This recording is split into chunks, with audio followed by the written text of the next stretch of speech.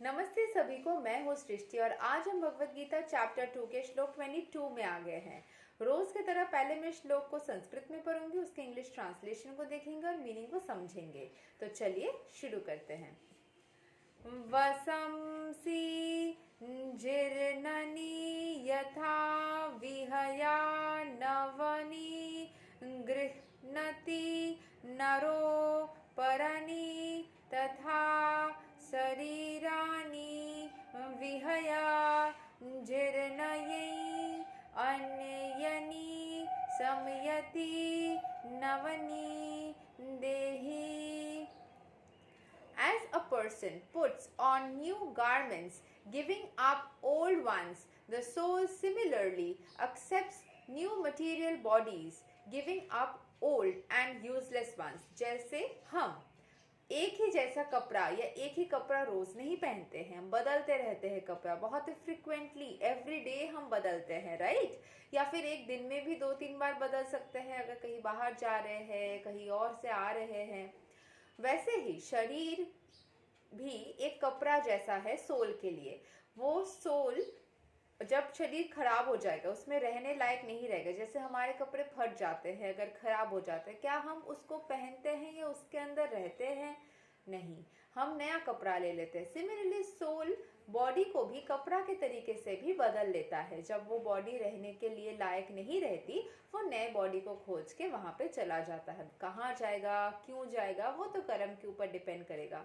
ऐसे ही हम अचानक कहीं पे नहीं जाते ना कोई कर्म या रीजन रहता है, तब हम अपने फैमिलीज चूज करते हैं या फिर उस तरीके से चोजन हो जाती हैं। तो समझते हैं यहाँ पे क्या लिखा हुआ है। Change of body by the atomic individual soul is an accepted fact. Even the modern scientists who do not believe in the existence of the soul but at the same time cannot explain the source of energy from the heart have to accept continuous changes of body which appear from childhood to boyhood and from boyhood to youth and again from youth to old age.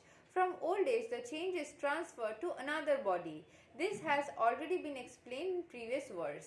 तो जो medical science के लोग नहीं समझा पाते हैं कि energy कहाँ से आ रही है, हार्ट में ऐसे या पूरे बॉडी सिस्टम ऐसे चल कैसे रही है, उनको भी कहीं ना कहीं से बॉडी के चेंजेस को तो एटलीस्ट एक्सेप्ट करना है, क्योंकि वो रियलिटी दिखता है।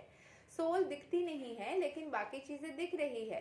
इंसान का नेचर है ना, जो दिखती है उसमें बिलीव करना है, जो नहीं दिखती है वो है या नहीं पता, इंसानी फितरत।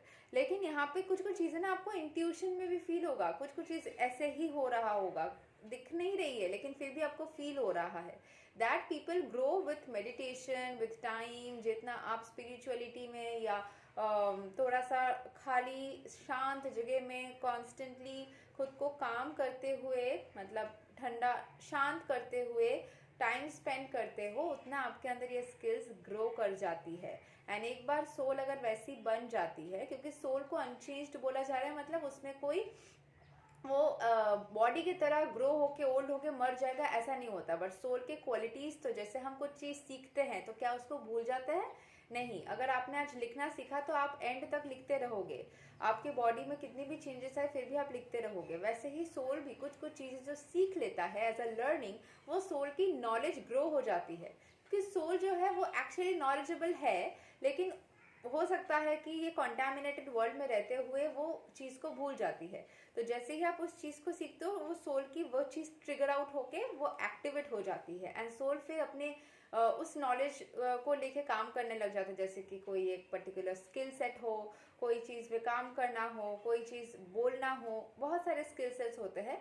सोल नॉलेजेबल है, लेकिन वो जैसे ही आप उस चीज को बॉडी में रहते हुए सीखते हो, सोल में वो ट्रिगर हो जाती है एंड वो अपने से वो चीज को परफॉर्म करने लगती है। अगर वो चीज उस सोल के पास मान लीजिए वो एक्टिवेटेड फॉर्म में है भी नहीं, फिर भी वो जैसे ही बॉडी में आके उस चीज के आमने सामने आएगी ना, जैसे कि मान लीजिए कुछ लोग जन्म से ही बहुत अच्छा गाना गाते हैं, बहुत अच्छा गिटार प्ले करते हैं, मतलब उसको बाय डिफॉल्ट आता है, उसके फैमिली में किसी को नहीं आता है। तो वो सोल को ना शायद किसी लास्ट बर्थ में या किसी बर्थ में इतने अच्छे से उसको प्रैक्टिस किया था कि सोल उसमें पूरी तरीके से नॉलेज को अब्जॉर्ब कर ली थी, और जैसे ही वो इस मटेरियल बॉडी में आ रहा है, उस सिचुएशन में आ रहा है, वो ट्रिगर हो जा रही है, वो ऑटोमेटिक परफॉर्म कर रहा है। कुछ लोग बहुत ही अच्छे वोकैबुलरीज बिना कुछ चीज़ों को इतना पढ़ के ही अपने से ही, जैसे वो पढ़ना लिखना सीखता है ना, वो कुछ वोकैबुलरीज बोलना स्टार्ट कर देता है किसी एक पर्टिकुलर लैंग्वेज में, तो उसके अंदर वो सारे स्किल सेट्स पहले से ही है, क्योंकि किसी ना किसी टाइम शायद उसने ये सारी चीज़ें प्रैक्टिस किए होंगे, जो उसको सोल को जैसे ही पढ़ना लिखना आ गया तो वो ट्रिगर हो गया और फिर अपने से वो आ रहा है।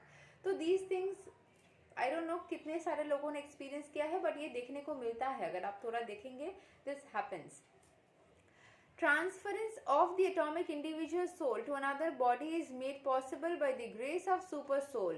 The super soul fulfills the desire of the atomic soul as one friend fulfills the desire of another. The Vedas, like the Mundaka Upanishad as well as Svetasvatara Upanishad, compare the soul and the super soul to two friendly birds sitting on the same tree. हम जो ईश्वर के अंश है वो ईश्वर के ही अंश है ना, तो ईश्वर के दोस्त बन सकते हैं। तो हमारी इच्छा के हिसाब से ही इच्छा को पूर्ण करने के लिए इस एटॉमिक सोल को, इंडिविजुअल सोल को एक बॉडी में सुपर सोल यानी कि जो ईश्वर है वो भेज देती है। ठीक है, अगर किसी की इच्छा रहे कि उनको वापस से दुनिया में जाना है, यहाँ पे ऐसा बोला जा रहा है, तो उनकी वो इच्छा पूरी हो जाएगी। एक बॉडी से दूसरे बॉडी में शिफ्ट होना है, या फिर किसी किसी को होती है ना और जीने की इच्छा नहीं है, और फिर एक बॉडी से निकलने के बाद उसको वापस एक बॉडी में जाना भी है या नहीं, तो वो एक फ्रेंड के तरीके से ये सारी चीज़ें रेगुलेट कौन कर रहा है? सुपर सोल, यानी कि ईश्वर के हाथों में ये चीज़ें हैं। आपके चाहत के हिसाब से बिल्कुल व्हाटएवर वी विश वो तो पूरा हो जाता है, अगर किसी चीज़ को पूरे दिल से चाहो तो उस तरीके से वो पूरी हो जाती है। लेकिन ये सारे जो पावर है ना, वो पावर सुपर सोल के पास है, वो इच्छाएं पूरी कर सकते हैं। One of the birds, the individual atomic soul, is eating the fruit of the tree, and the other bird, that is Krishna, is simply watching his friend. Of these two birds, although they are the same in quality, one is captivated by the fruits of the material tree, while the other is simply witnessing the activities of his friends. तो कृष्ण भगवान क्या है, बस देख रहे हैं कि उनके जो फ्रेंड्स है, उनके जो अंश है, वो सारे क्या कर रहे हैं, एंड जो हम सारे एटॉमिक इंडिविजुअल सोल्स है वो चाहते रख रहा है या एंजॉय कर रहा है लाइफ को, एंड हमें एंजॉय करते हुए देखते हैं कि कौन? हमारे ईश्वर। वो हमें बस देखते हैं कि हम सही सलामत है या एंजॉय कर रहे हैं, बस देखते रहते हैं, एंड हम जो है वो मटेरियल चीज़ों को एंजॉय करते हैं। फ्रूट्स जैसे ट्री में बैठ के बर्ड एंजॉय करती है, बिल्कुल वैसे Krishna is witnessing bird and Arjun is the eating bird. Although they are friends, one is still the master and the other is the servant. Forgetfulness of this relationship by the atomic soul is the cause of one's changing his position from one tree to another or from one body to another. एक शरीर से दूसरे शरीर चले जाते हैं, या फिर आप मुक्त नहीं हो पाते या द्वंद्व में रहते हैं। क्यों?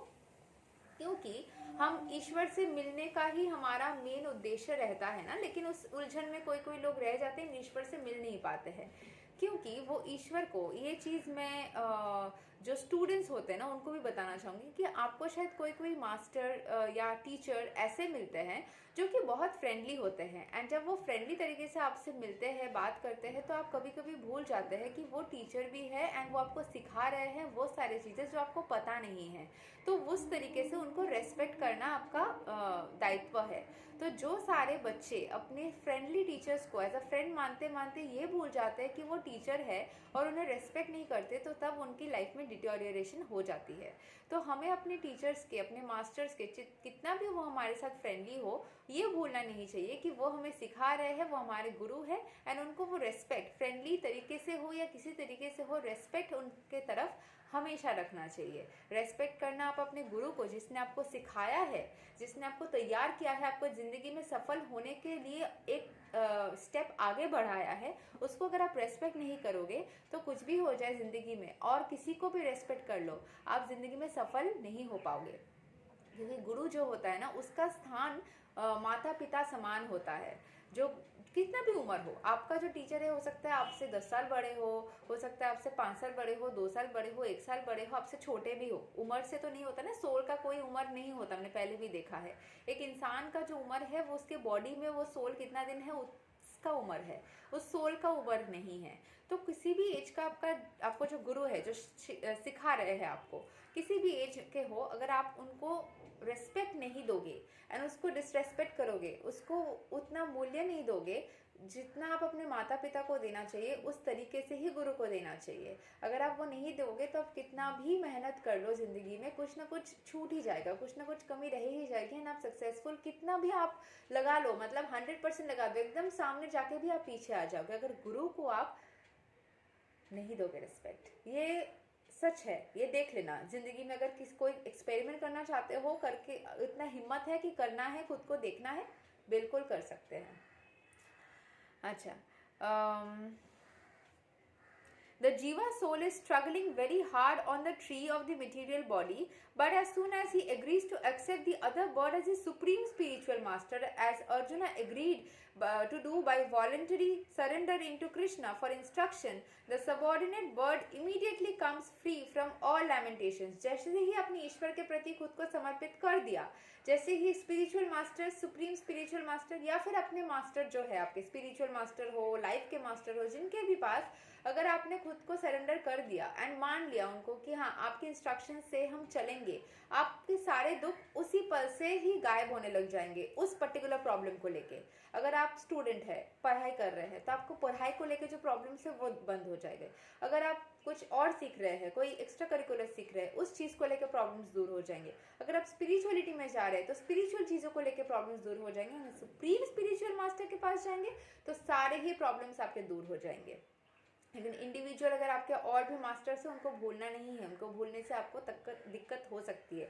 तब ईश्वर खुद ही बोलेंगे मेरे इस अंश को तुमने रिस्पेक्ट नहीं दिया, मुझे पूरा रिस्पेक्ट देने आ रहे हो, कैसे?